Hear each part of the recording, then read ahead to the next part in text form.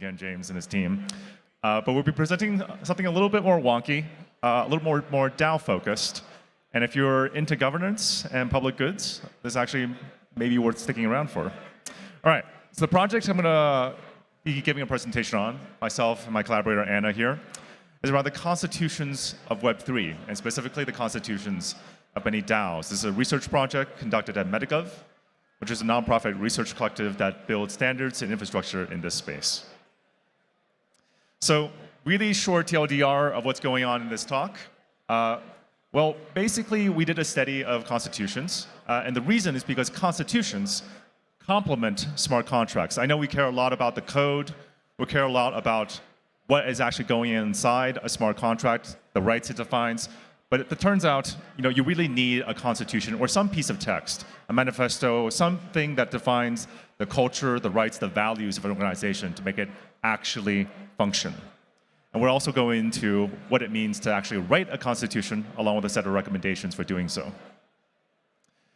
You can find all this and more at constitutions.metagov.org. There's a kind of long, slightly more academic essay along with all the sort of repositories and the data set we use to build this research. And just one last note, this is still very much a work in progress. We are still collecting constitutions. So if you want to submit your own or you plan on writing one, please do get in touch. All right, so that was the introduction. A quick overlay with the rest of this talk. Anna will be covering digital constitutionalism and Web3, as well as our analysis of our data set of DAO constitutions. I'll talk about the recommendations for how to write a DAO constitution, as well as wrap up with a little bit of future work on what it means to have a computational constitution. All right, with that, let me pass it to Anna. Thanks, Josh. As some of you maybe know, the open source software development has a long tradition of debating the terms of their engagement. So we see constitutions as really fundamental to Web3. And the way we're thinking about it is drawing on a paper by some legal scholars who define digital constitutionalism as a constellation of initiatives that have sought to articulate a set of political rights, governance norms, and limitations on the exercise of power on the internet. So really exciting, if academic paper, if you're interested in that kind of stuff. So we, in this research project, are really thinking about constitutions as a window into how communities imagine themselves, how they enunciate and enact the commitments of the group, and they also provide a stable anchor point in a dynamic space. So to then define a digital constitution for the purposes of our project here, it's a text that articulates a set of political rights, governance norms, and limitations on the exercise of power within an online community. The data set that we collected was based on publicly available governance documents. We were interested in selecting constitutions from a wide range of institutions. So we have constitutions or governance documents from large protocol DAOs, service DAOs, investment DAOs, NFT DAOs, et cetera. The diversity was more important to us than having all like the big players in the data set. We cleaned and coded the data set for internal textual structure, and we also coded for some of the content, so the goals, values, and rights articulated in these governance documents. The one part of our analysis included looking at these constitutions as text, as textual documents, as narratives, as stories. And we had a wide range, so from the 300-word blog post to a 30-page legal charter. These documents were written in different genres and had different tones, so some of them sounded very much like a proper constitution. Others had more the kind of political tone of a manifesto. Others read like software documentation, and others were even more narrative, sort of articulating a hero's journey. The authorship or voice of these documents was often in the first person plural. They articulated a we, bringing this community into being. They defined beneficiaries, often as all of humanity, global society, or just individuals or contributors to the project. And there were also elements of exclusion. Anytime you articulate a we, you're also excluding people. That was done sometimes implicitly by stating values such as community over profit, or explicitly by naming, for example, malicious actors. When we coded for the goals, values, and rights, we ended up finding a few commonalities, or the top goals, for example, were to create technology, spread technology, and to create community. And the definitions that we also have definitions for these, which you'll find at the longer essay online. The values included open, inclusive, free, and decentralization, surprise. The rights included create proposal, dispute proposal, harassment-free experience, and exit. And one thing that we noted about this that was where Web3 is perhaps different or is adding something to sort of the existing tradition of open source software is in the values of inclusiveness and in the right to a harassment-free experience, which we can probably attribute to a changed political discourse. I have a short example from the One Hive Community Covenant, which is significant because there have been a lot of projects that have forked from this covenant. So one of the goals, for example, is that the One Hive protocol is to foster a healthy community economy by allocating a steady stream of honey towards development, maintenance, and improvement of the common goods that bring the most value to the One Hive community.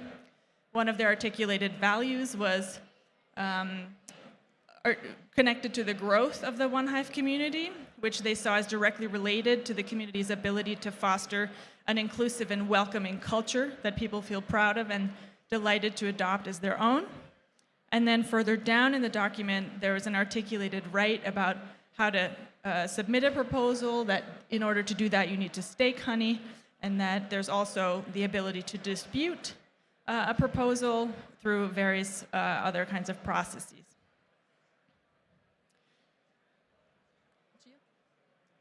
Thanks, Anna.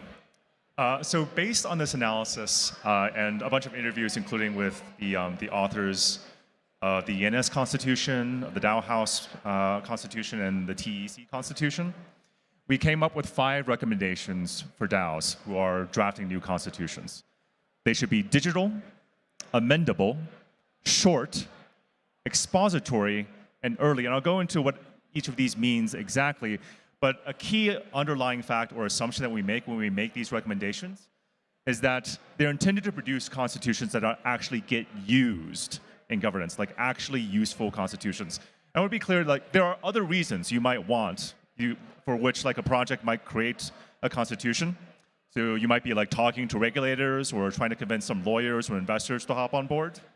Or maybe just because you have too much time on your hand, you want to write a 30-page legal document. And that's like actually a fair description of a lot of different constitutions in this space. Either way, those are good and valid reasons for creating a constitution. Those are not the recommendations. That's not what these recommendations are geared toward. So first off, what does it mean to be digital? This is really, really straightforward. We're publishing digital documents, we're not in the 18th century writing something on a scroll. So your constitution should be in an accessible format, such as a .md file, and should use hyperlinks to make it clear that this is what's going on. It's not a legal document. It is a digital document, and you should use that fact. It should be amendable. That means there should be an accessible, transparent process for amending or changing the Constitution. Often this shows up essentially as a section, like a section that covers amendments. It doesn't have to. If you put your Constitution on GitHub or GitLab or Radical, the version control and the management for change management in those repos basically makes it transparent how a change is happening, and you can basically just put it there. So it functions as a kind of amendability kind of section.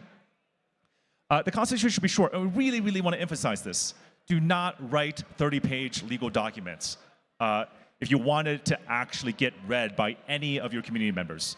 If you're involved in DAOs or involved in Web3, you know that engagement is such an issue. You do not want this document to be an obstacle to engaging with your community, with your DAO, with your project. So really make it as short as possible. Don't overspecify. You can always add more at a later point through your amendments. It should be expository. That means each goal, value, or right should come with enough context and exposition, oftentimes through an example, to sort of say like, what exactly, like, why does this thing matter? Why does this particular right matter? Like, how does that show up in your engagement with the DAO? And it should be early. So constitution should be written and promulgated really at the beginning.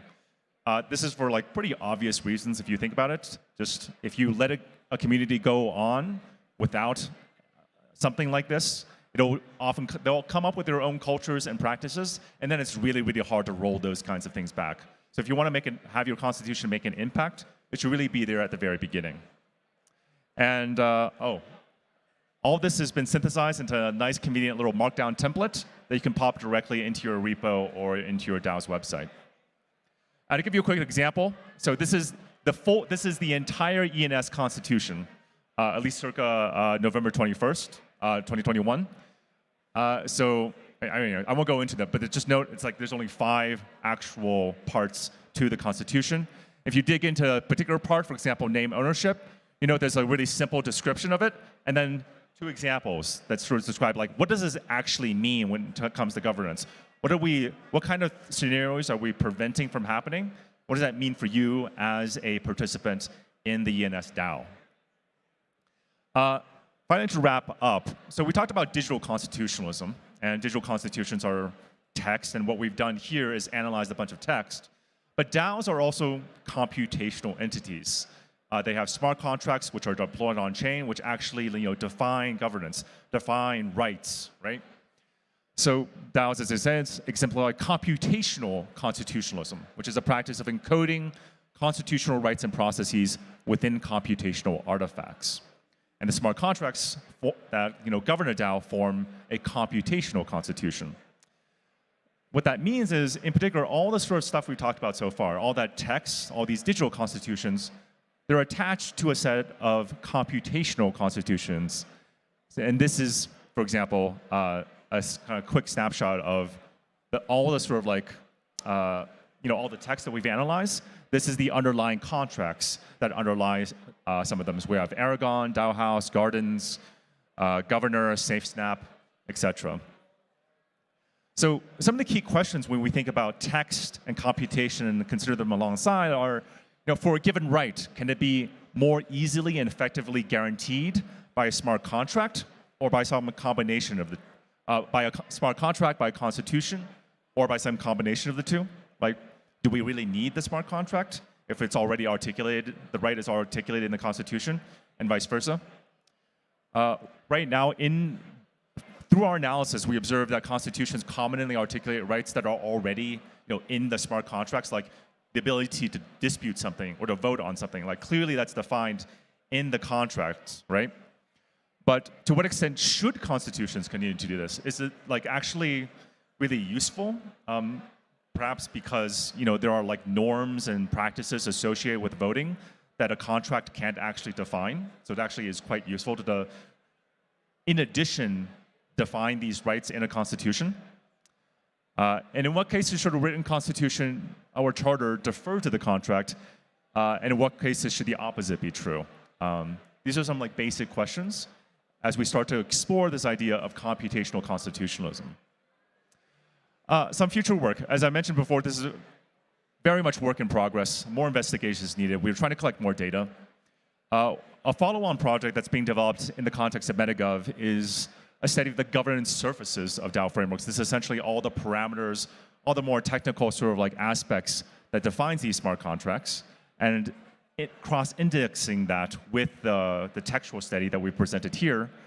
And finally, to submit the template, the DAO sort of constitution template, as a DAO improvement proposal to the DAO Star standards body. And I think that's it. If you are interested in learning more, you can grab this QR code or just go to constitutions.metagov.org. It'll have the essay, the guide, and the templates. I'll leave it up here a little bit longer. Okay, I think people are done. And I just want to give a shout out to our co-authors, Max and Lucia, and to our contributors, Jackie and Jasmine from Versus, who will put up the website for this, Nick Johnson, founder of ENS, who really helped support and give us some insight into how they authored their constitution, And finally, Evan Miyazawa from Protocol Labs, who really encouraged us in the development of this research project. And thank you to our sponsors, the Filecoin Foundation, as well as supporting grants from the University of Oxford and the EPSRC in the UK and EU. And thank you for attending.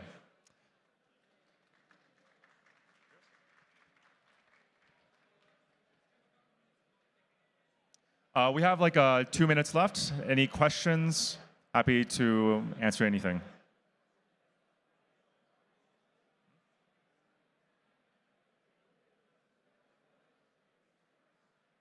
Okay. I guess we answered all the questions. Pretty complete presentation. I mean, to be fair, I feel like we're academics and we're used to presenting in academic conferences, and that is we're used to providing a little bit too much detail. So maybe this is a good thing. It was the bad thing here. Anyways, thank you all again. Appreciate it.